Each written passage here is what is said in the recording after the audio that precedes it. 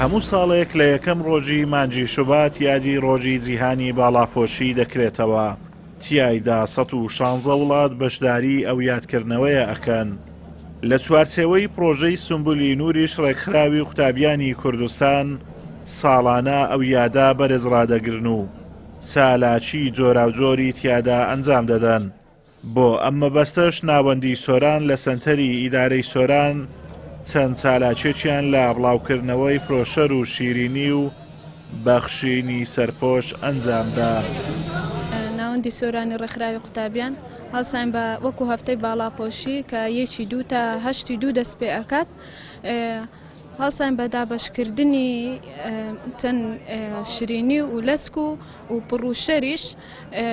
سوپاسی خەڵکی سۆرانی شەکەین کە بە گەرم و گوڕی پێشوازیان لێکردین و وەتوانیشمان هەندێک لە گەنجانیان خود بڵێن خوشکان هەر لە ناو بازار بکەین بە باڵاپۆش.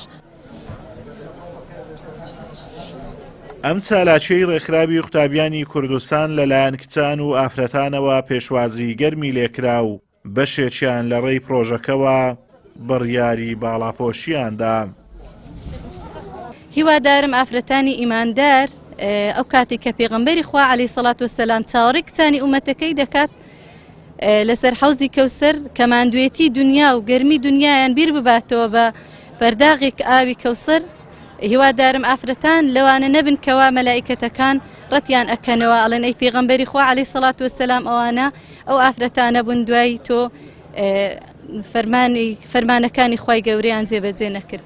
پروژه برای باڵاپۆشی ئەڤرێکی ئەمڕۆ بن بە دانانا چالنجێکی دیگەل چەند زۆرکێکە ومەدوی هەنگ بچەوە خوب بینن کە ئەو کەسن دەبێژن هەنگ بچێ حیجابە گرێدان ئەرێ ئەگەرێ حیجاب گرێدانەما چیە هەنگ بەخۆ ببینن حیجاب باشترە یانجی سفۆری باشترە چونکی ما ئیسلام هەلبژارتیە و دینە ما مسلمانەتیە و مەدوێتن دیف پەیامە خودی پەغەمبەرە بچین فرض السر هر کجا که مسلمان که حجاب گرفتن هیچ ما و دیگر و پروژه همه کجن دیگه جی و بریاره بدن و ببینن باڵاپۆشی به اکجاری.